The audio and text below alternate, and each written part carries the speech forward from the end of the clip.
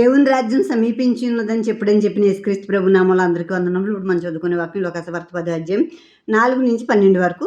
మీరు సంచినైన జాలినైన చెప్పులనైనా తీసుకుని పోవద్దు, త్రోవలో ఎవరినైనా కుశల ప్రశ్నలు అడగవద్దు. మీరు ఏంటనైనా ప్రవేశించినప్పుడు ఈ ఇంటికి సమాధానం అవును గాక అని మొదట చెప్పుడు. సమాధాన పాత్రుడు అక్కడ నుండి మీ సమాధానం అతని మీద నిలిచి, లేని ఏళ్ళ అది మీకు తిరిగి వచ్చును. వారు మీకు వచ్చి పదార్థములు తినుచు త్రాగుచు ఆ ఇంట్లోనే ఉండుడి. పనివాడు తన జీతం పాత్రుడు. ఇంటింటికి తిరగవద్దు. మరియు మీరు ఏ పట్టణంలో ప్రవేశించినప్పుడు వారు మిమ్మల్ని చేర్చుకుంటే మీ ముందర పెట్టినవి తినుడి. అందులోని రోగుల్ని స్వస్థపరచుడి. దేవుని రాజ్యము మీ దగ్గరికి వచ్చి ఉన్నదని వారితో చెప్పుడి. మీరు ఏ పట్టణంలోనైనా ప్రవేశించినప్పుడు వారు మిమ్మల్ని చేర్చుకొనకపోయినడలా మీరు దాని వీధుల్లోనికి పోయి, మా పాదముల కంటిన మీ పట్టణపు ధూళిని కూడా మీ ఎదుటిని దులిపివేయుచున్నాము, ఆయనను దేవుని రాజ్యం సమీపించున్నదని తెలుసుకోండి అని చెప్పుడి. ఆ పట్టణపు గతి కంటే సుధమ పట్టణపు గతి ఆ దినములు వారం తగిందే ఉందని మీతో చెప్పుచున్నాను. ఇప్పుడు ఇద్దరిద్దరుగా పంపారు కదా, ఇద్దరిద్దరుగా వెళ్తే బలంగా ఉంటుందని సొలొమోను అంటాడు అక్కడ 4వ అధ్యాయం ప్రసంగంలో.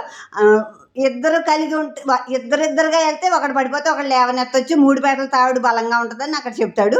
అలాగే ఇప్పుడు ఇద్దరిద్దరిని పంపినప్పుడు మీరు వెళుతూ ఉన్నప్పుడు కుశల ప్రశ్నలు అడగండి. ఎవరిని పెత్తనాలు చేస్తా కుశల ప్రశ్నలు అడుగుతా యొద్దు. మీరు ఏ పని నిమిత్తం వెళ్తున్నారో ఆ పని పూర్తి చేసుకుని, ఆ పని మీదే దృష్టి ఉంచుకుని, ఆ పని పూర్తి చేసుకుని, ఆ పని చక్కబరుచుకుని తిరిగి రండి అని చెప్తున్నారు శిష్యులకి.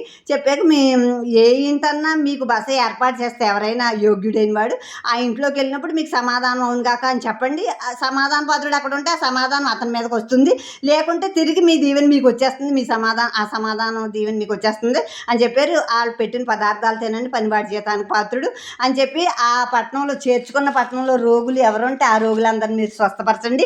ఏదైనా పట్టణంలో మీరు వెళ్ళినప్పుడు ఆ పట్టణం వారు మిమ్మల్ని చేర్చుకోకపోతే ఆ పట్టణంలోంచి మీరు బయటకు వచ్చేసేటప్పుడు ఆ పట్టణపు వీధుల్లో మీ కాళ్ళు కంటిన ధూళి ఆ పట్టణస్తులు ముందే దులిపేసి, ఇదిగో ఈ పట్టణంలో అంటిన ధూళి కూడా మేము దులిపేస్తున్నాం, ఆయనను దేవుని రాజ్యం సమీపించి ఉన్నదని తెలుసుకోండి అని వారికి మీరు ప్రకటించండి అని చెప్పి యేసుక్రీస్తు ప్రభు వాళ్ళకి చెప్పి, ఎవరైతే ఇప్పుడు యేసుక్రీస్తు ప్రభు సువార్తను తృణీకరిస్తున్నారో, వద్దనుకుంటున్నారో, వెళ్తుంటే తరిమేస్తున్నారో, కొడుతున్నారో, తిడుతున్నారో, గొడవ చేస్తున్నారో, ఇప్పుడు వీళ్ళందరి గతి అంట లాస్ట్ అంత్యకాలంలో తీర్పులో వీళ్ళ గతి. సొదొమ అనే ఒక పట్టణం ఉండేది లోతు అబ్రహాం టైంలో.